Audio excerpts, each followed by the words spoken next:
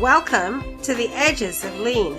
I'm Bella Engelbach, and in this podcast we explore the human and creative side of lean thinking, unusual places where lean thinking is practiced. We meet people who are practicing continuous improvement in many different flavors and styles. So come along with me on a journey to the edges of lean.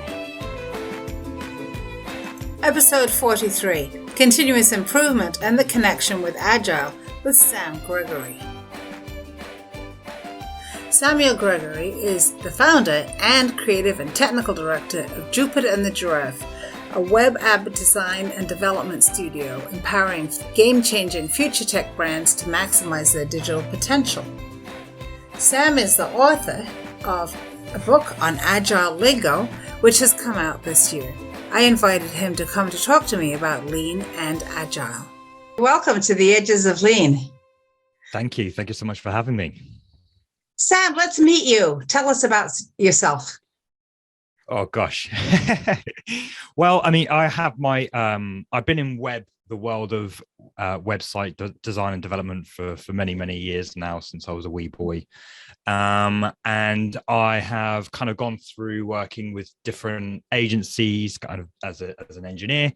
And probably about 3 or 4 years ago, I decided to start my own company where I was able to be a bit more adventurous with the types and choose where what clients we work with and the types of websites we do. So I've been kind of a practitioner of web for probably nearly 20 years now, and that's kind of where it's at right now. I'm focusing a lot of my time on sharing knowledge about the website process under this kind of brand of full stack agency, which are a term that I coined, basically saying we offer the kind of full range of web design and development services, and that's what I've been doing the last few months. And it's kind of an experiment which brings me to you. Sam, I'm fascinated by the name of your company. Tell me about that. So, yeah, for better or worse, it's Jupiter and the Giraffe, and people tend to respond quite well to it, I think. But how that came about was, it's a bit of a lucky coincidence, really. But how it came about was when I was first doing my side hustle, I was working with a lot of weird companies, and I'm not sure if your listeners are aware of a company called rathergood.com. They had the beginnings of the internet. They were kind of at the forefront of creating really wacky videos, and I sort of needed a sort of company to work with them, doing some animation of and the work I was doing for them was visual effects in some of their films.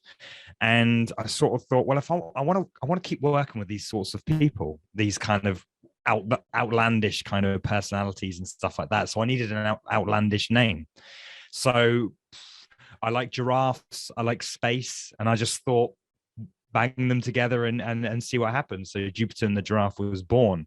I thought from a branding perspective it would be at our detriment, being in the web world, but I've since sort of started to observe in the last few years companies are coming out with animal-esque or weird names to kind of help them stand out. So a company that I've got my eyes locked onto is a company called Green Chameleon, and they're kind of leading the space in terms of hyper interactive websites, which is something that we do. So it's kind of come full circle. Like, I thought it was at our detriment as we started to become more of a consultancy, trying to be sort of air quote professional, but actually now I'm starting to see more companies come in with sort of more outlandish names. So it kind of works well for us now, I think. That's a really wonderful story. And I mean, it talks about something I'm really interested in, which is, at the heart of it, it's all about human beings, right? So, and humans are fascinated by things like that. So I think it's brilliant, and I hope you keep it. So we wanted to talk today about Lean and Agile. So you practice Agile in your web development. A lot of us who are in the Lean and continuous improvement community bump into Agile. We work with people who are doing Agile. Sometimes we're working on something that is more on sort of the physical object hardware side if we're doing lean product development. And we have to work with the people doing Agile development on the software side. And you've written a book, which I think is going to be very helpful to the lean people, which is an Agile glossary. So tell us about that, and tell us also about the connection between lean and Agile. Sure. So, I mean, the glossary itself was a bit, it was sort of solving my own problem here. I mean, I always found that, as you probably know, there's so many terms in Agile and Lean that are actually taken from the Japanese, kind of the Toyota, sort of the birth of lean manufacturing in the 1930s. So a lot of Japanese words have made its way over into this kind of thing we call Agile. A lot of, maybe they're trying to be fun, maybe they're trying to be quirky or whatever, but there's a lot of these weird words that kind of mean different things to different people. And on top of that, if you were to go in and search online, you'd find a kind of a blog basically about a small little term that I can only guess is because they're either trying to get SEO on their side, they're trying to just make it worthwhile that when someone visits that page, they're just trying to like make it seem like they're getting something out of just learning a simple word. And I thought, why are these terms just so convoluted when you can just answer it in a short, simple response? I mean, that was where my frustrations were. And I sort of have this innate ability to be able to condense complicated subjects and difficult to understand ideas, because I come from a technical background, actually being an engineer and coding, communicating some of the technical requirements to our kind of non-technical stakeholders. I've sort of enjoyed that transition and being that conduit between communicating those terms. So then I was like, well, why don't I just release this book, sort of a reference book, where you hear a term, you just want to know quickly. I sort of picture it that you're in a meeting and someone says something and you quickly get out your book, you have a little look, and you get a kind of general idea in a sentence, or well, maximum 2 sentences of what that term means. It's not meant to be a deep dive in any of these things. It's just meant to give you on the spot, kind of keep the meeting going, keep the conversation going, but you just at a glance just know exactly what that term means. So it's just trying to simplify all that sort of process. So that's kind of why I created the book. Yeah, I don't know if that answered your question. Yeah, no, that's perfect. That's perfect. And I think that would make it a very useful resource for a lot of people, right? For technical people, but I think especially for non-technical people, because you sit down with your developers and you want to have a conversation, and particularly for people who are used to working in a particular way. Now here come these people who are working in a very different way, and they're also using this very odd language. And even if you are a lean practitioner and you know your Japanese terms, they may not always be used the same way or mean the same thing. So, Sam, could you give us an example of a word or a term that you saw confusing people? Well, actually, it's a broader topic completely. I think one thing that we get confused with on the web world is agile is this term. Agile Oh, is, yeah. What is agile?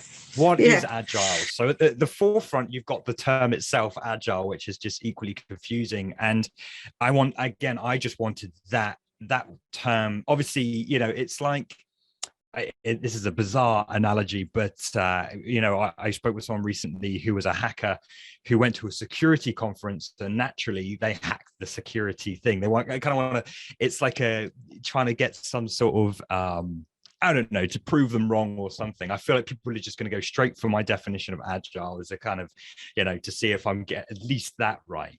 But anyway, so I wanted to make the agile word itself very, very simple. And to me, it's agile as a mindset. It's nothing more than that. Yes, there's these 4 values these 12 principles, but it's a mindset.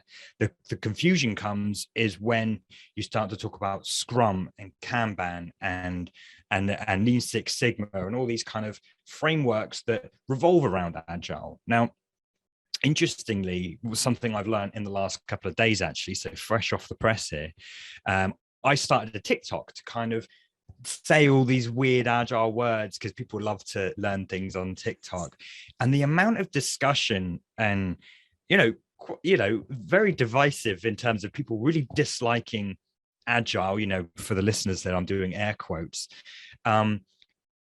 really dissing Agile, but really I can't help but feel like, well, maybe they're actually dissing one of these frameworks like Scrum or Kanban or something like that. So ultimately there's this disjointed understanding of what is Agile and how does Scrum and these kind of frameworks and methodologies play into that Agile. So that was a big thing to kind of make sure that, I tied these things into each other.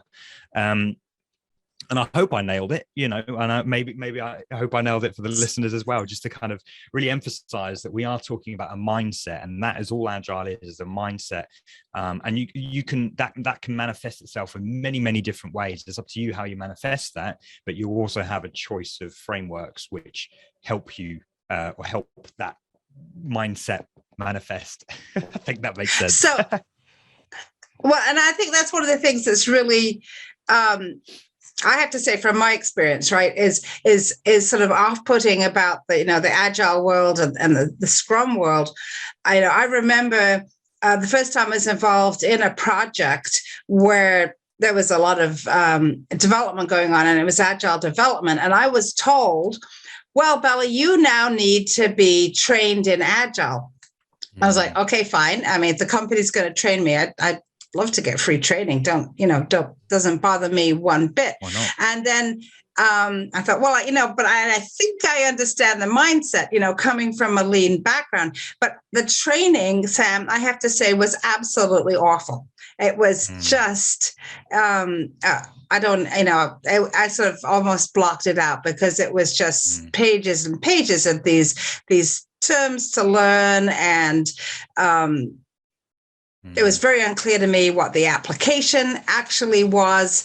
And when I came out of it, I think I had some kind of certificate, which I could probably find in my office here somewhere, but I would not consider myself really to have understood what it was that they were trying to teach me, which was probably one of those frameworks, or one or more of those frameworks that you were talking about.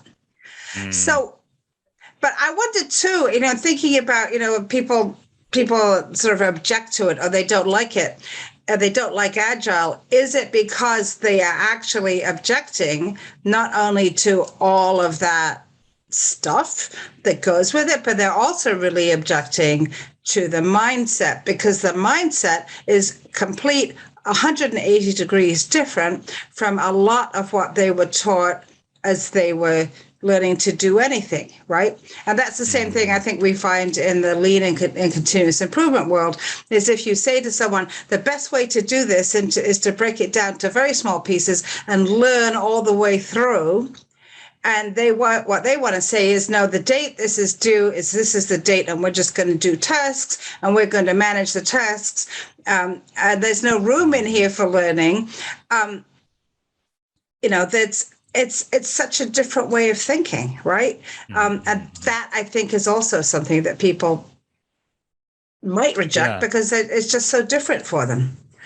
What do you think? And I think like, it's hard. First of all, it's hard to say sometimes in just a TikTok comment, like what exactly they do struggle with. But from my experience, having worked with people and worked on obviously Agile projects, it is a different way of thinking. There is kind of a lot to learn, but also I think the biggest reason why people grow quite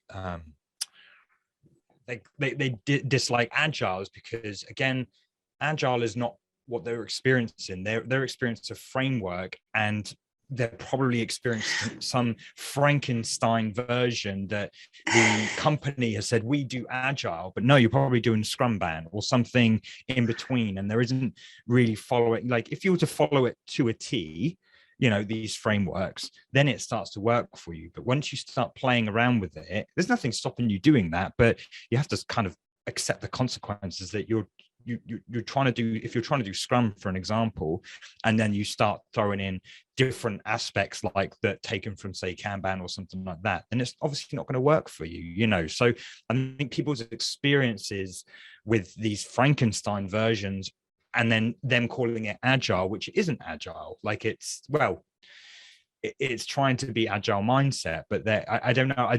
I'm unsure that they actually know that it's a framework that they're hating, or whether it is actually agile. They might like, I can't see any reason why agile shouldn't be adopted by a lot of people, a lot of organizations and companies, and certainly in web, because we put so much onus on. It used to be all about the big bang launch, all about the big bang. We want to get everything ready. We want to just go boom, and then it's there, and all the rest of it. And you can absolutely still do that with an agile mindset. It's just before the big bang launch, what you have that constant continuous learning, that behind the scenes testing and various things like that. So the eventual big bang launch can be through an agile mindset. But again, it's just people just not really knowing what it is that they're doing, or having a misunderstanding of it. So for all they see, they're entitled to their opinion, and they've had poor experiences.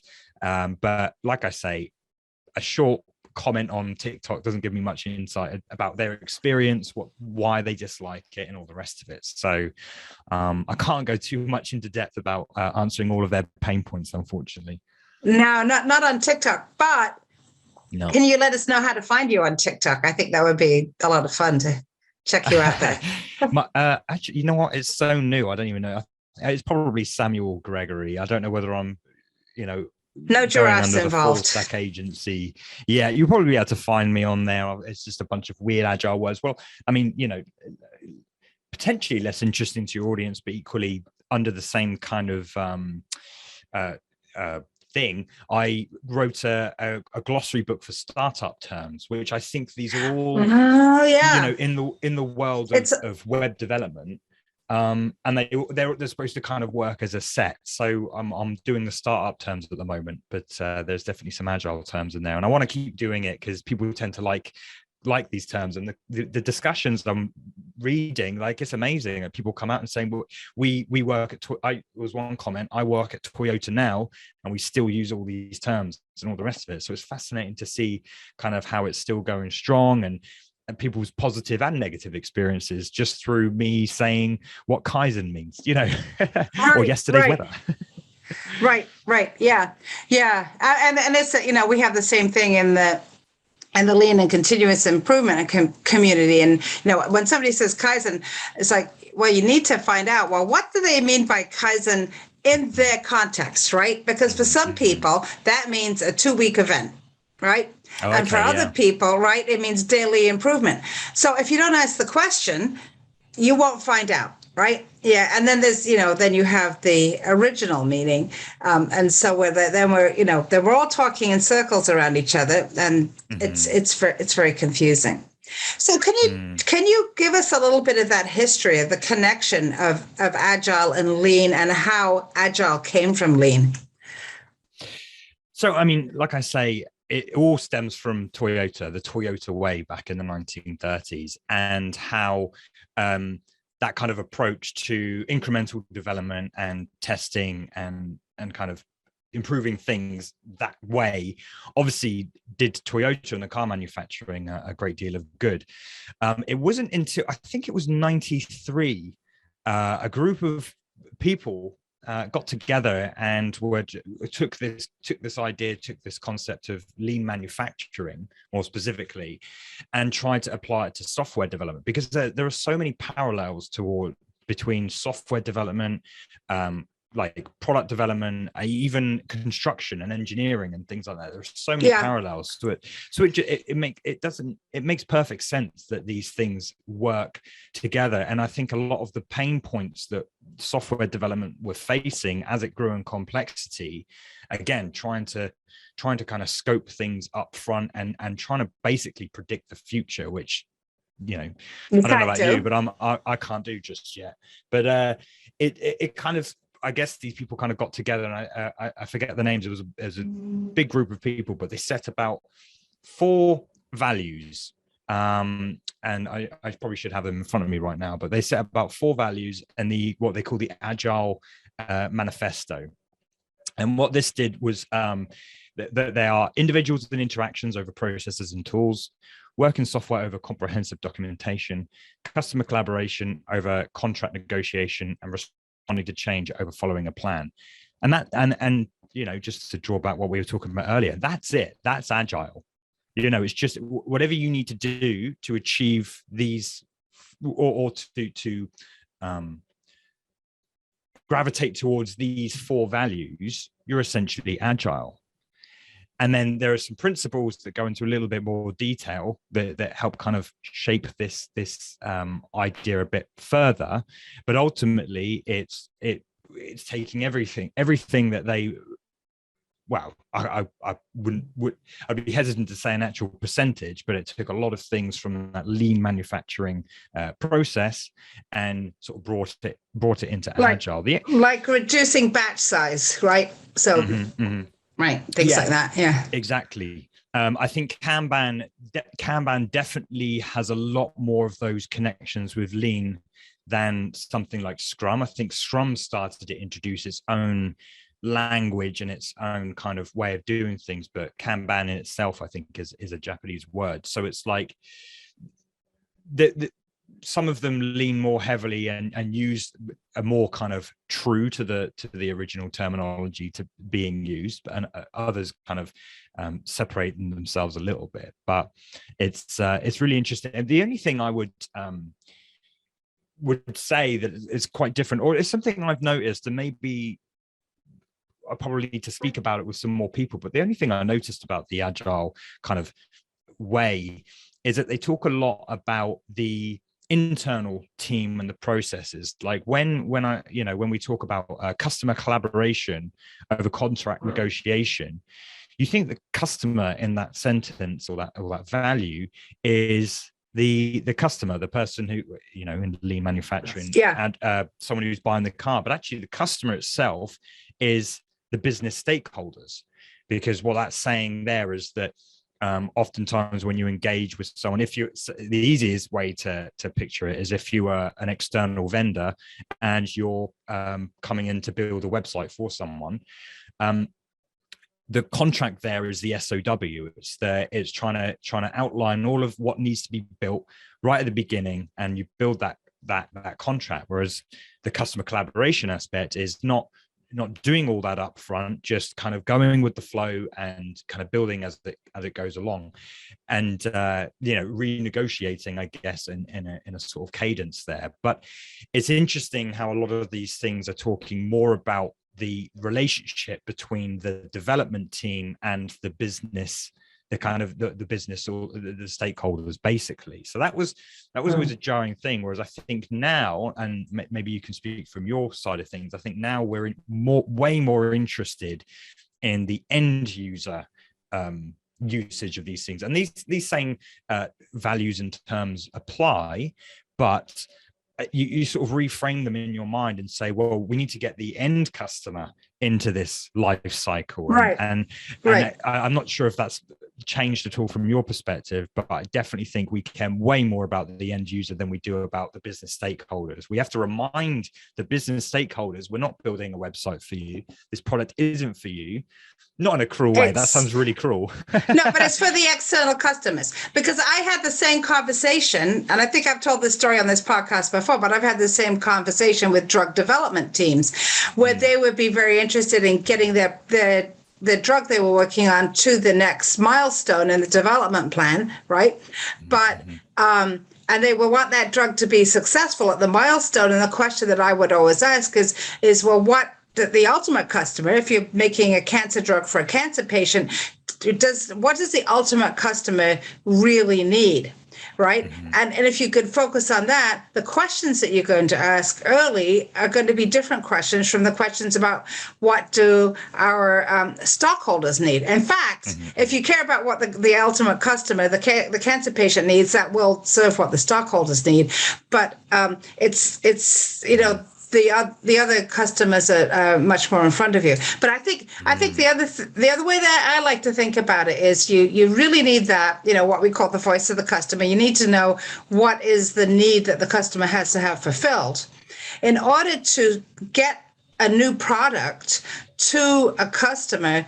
It certainly helps to understand who are the internal customers and what do they need in order to do their job perfectly, right? Because if you're giving them something in your piece of process that is not perfect and they have to redo it, it doesn't work. They have to send it back to you, or they spend hours and hours of fixing the mistake that you've made. It's not getting to the end customer faster, right? So that's why it's, so thinking about internal customers from my perspective is very important. What do they need to do their job perfectly? How can you help them do their job perfectly? So whatever you're developing can get to the market, can get to the customer first. But it's always, to me, the pull, and serve them well. And so the pull, in my perspective, always has to come from customer need. What's fascinating to me, Sam, about what you're saying is, at the same time that these folks were developing the Agile Manifesto, there were people who were looking at not how does Toyota manufacture vehicles, but why are the vehicles that Toyota manufactures, A, so easy to manufacture, and B, why do they sell so well? And that was all about understanding Toyota's product development process, which they got much more closely than the manufacturing process. And so a lot of the things that sort of came out in Agile that, that I think that the folks who wrote the Agile Manifesto sort of imagined into being, looking at the Toyota production system for software development, were also happening in Toyota product development. But we're developing there was their own other set of vocabulary that was coming up out of there. So that's to me, that's really fascinating. How they were able to look at TPS and say, if TPS is like this, what would the development process look like? I think it's a pretty sheer genius. Yeah. And yeah.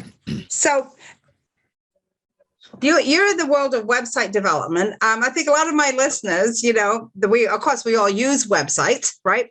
And many of us are in our, have our own companies and have websites. You're told when you start a business, you have to have a website. What's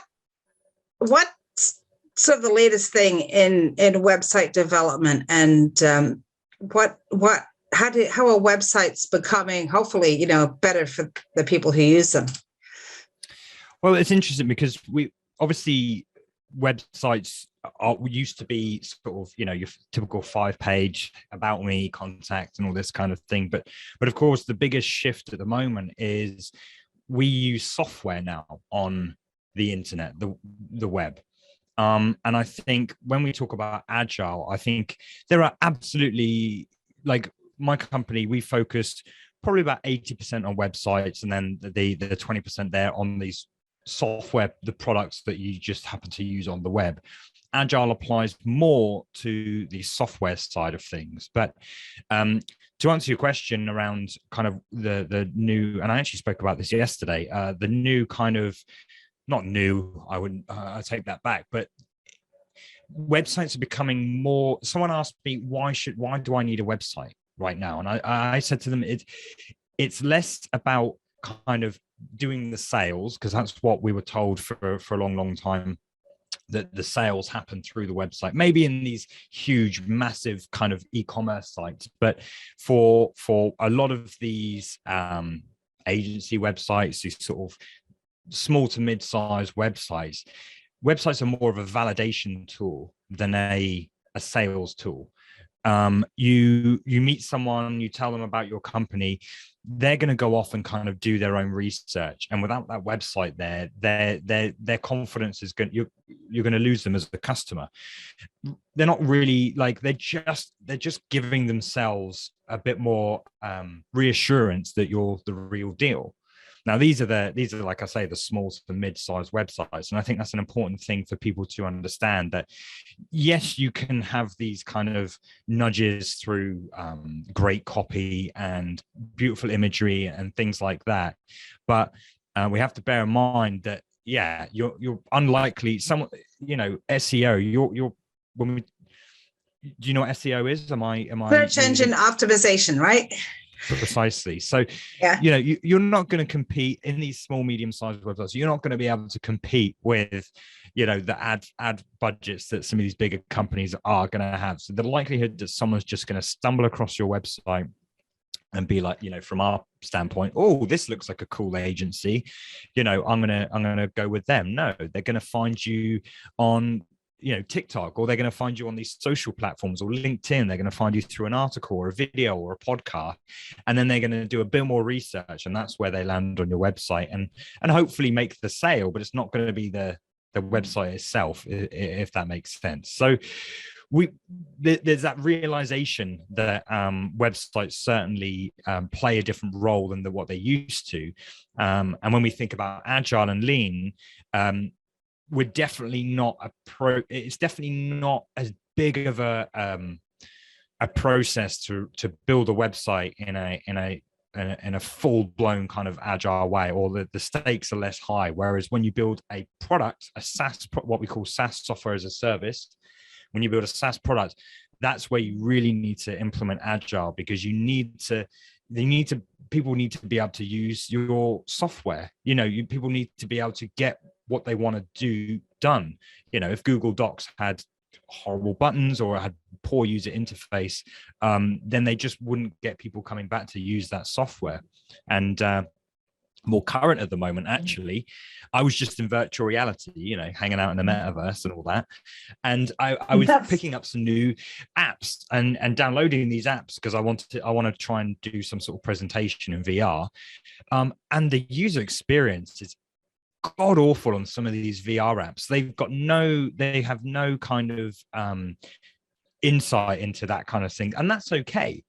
But that's where Agile comes into it. That's where this lean idea comes into it, where you build what you think, you get someone in to test it, and they give you that feedback, and then you rebuild it. It's as if it's not gone through any kind of iterative process. They've just kind of had the idea in their head and not really tested it and kind of thrown it onto the market. And again, so when we start to talk about software, this is where Agile becomes very, very important, because you need to hear about that. You need to hear about these things, especially on a new technology like VR. Yeah, and it's funny because if you go back and you think about the Wright Brothers, I love the story of the Wright Brothers and the first human-powered aircraft. I mean, non-human-powered aircraft, motorized. They everyone before them took what you're talking about, the same methodology that those app developers did, right? Was, I'm just going to build something and I'm going to jump off a cliff with it, right? And it wasn't and then the Wright brothers came along and said, we could actually experiment our way into building this machine, right? And even after that, people kept jumping off towers and cliffs with a wing strapped to them because they didn't get how important the experimentation part was. So it sounds like what you're saying, Sam, is that even though Agile has been around now for 30 years, right? Yeah. It's been around for 30 years. When it comes to your average small app developer, they're still coming up with an idea, throwing it out there, essentially jumping off the cliff and crashing. Right. So, that's really interesting. Also makes me think about, I wonder what I could put on my website, give some people something to play with. But that's a story for another day. Yeah, that's really interesting. But go ahead. I think it's a price thing, really, because you just want to get your tool out there. And don't get me wrong, like, no one's going to die from putting on a VR headset and using your app and there's poor user experience. However, jumping off a cliff, maybe so much. So I'm very much I encourage my clients to get something done, but again, the realization and the key thing for me, the kind of the thing that clicked for me with Agile was this idea of value. And as long as you're giving value, as long as there's something in the end product, even if it's a very watered down version of your website or product, as long as it still gives the value, as a simple example, as long as you can land on my website and then contact me, then that's 2 pages. We could dream of this 50-page website with a blog and, login area and stuff like that. But what's the first iteration that we could potentially get up in less than 2 weeks? Could be just a splash page with a contact thing on it, and then whatever, getting something of value. So I don't want to dishearten people for like launching terrible applications, but you do tend to wonder when you experience these awful things, have they run this past actual people? Because this doesn't make sense. Like, it just doesn't the usability is terrible. Yeah, I think and I wouldn't discourage anyone from trying something, doing the experiment. Just be aware that it's an experiment, right? Yeah. And and so if Sam tries your app and he doesn't have an opportunity to give you some feedback on it so that you can improve the next version, then it's not an experiment. You have to be able to get some data back. I know. I think you and I could probably talk for about 3 days about all the intersections here between lean and agile.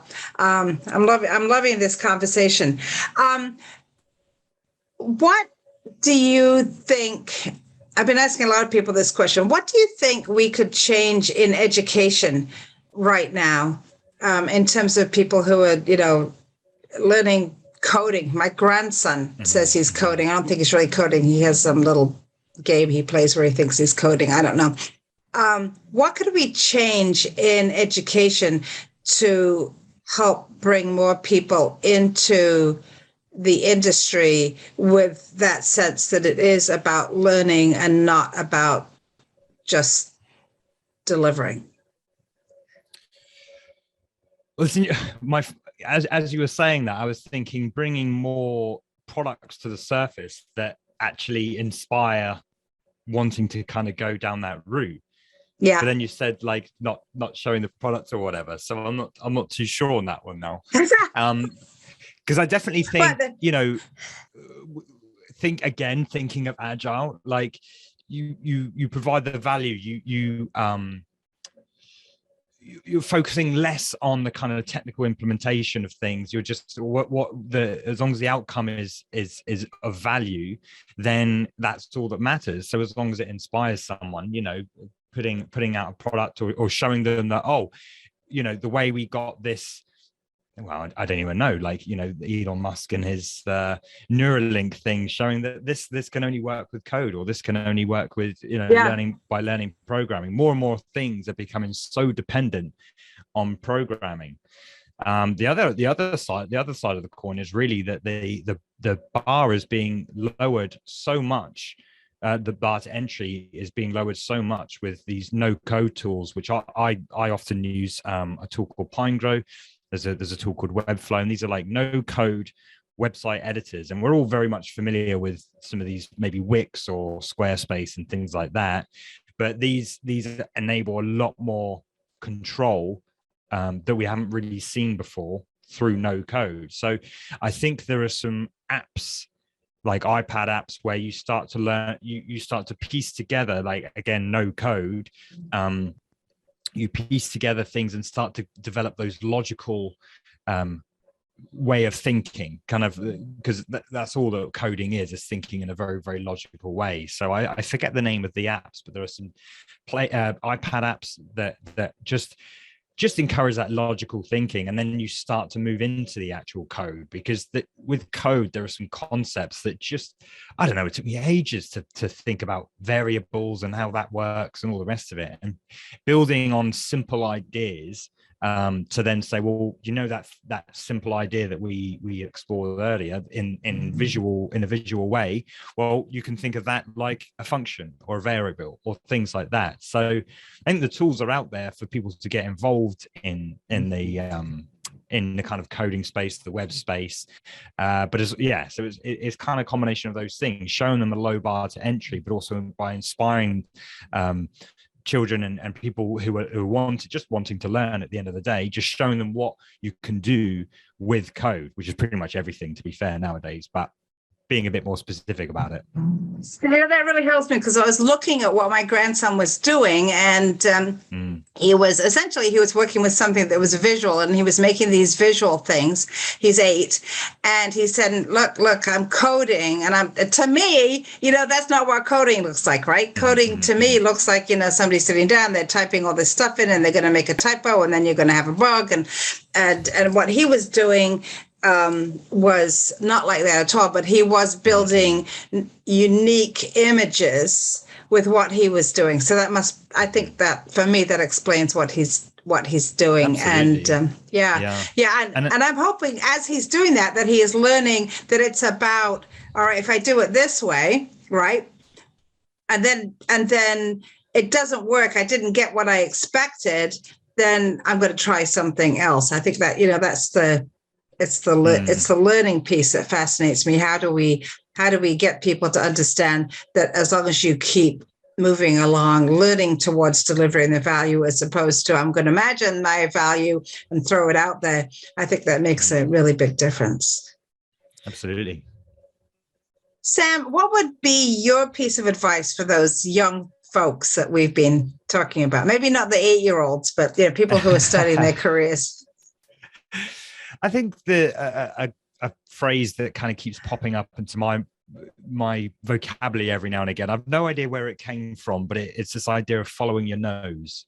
Whenever you encounter something, whenever you see something new, don't just observe it, and let it fly by. Just keep going down that rabbit hole of like, I've learned coding. Well, maybe it's just a new word or something like that, but kind of that forever encouraging you to follow your nose and always seek to learn that little bit more, I think. And I think that's what I attribute a lot of my, again, air quote, success to, is always just being inquisitive about something. Like if I've watched a video and something's intrigued me, just making a mental note and just doing a little bit of research in it, because these things add up. They're like building blocks.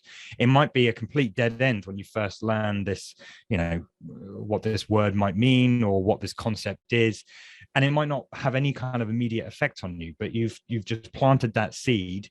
And through that curiosity, giving yourself something to maybe recall at a later date, and it leans into that idea of Rome wasn't built in a day.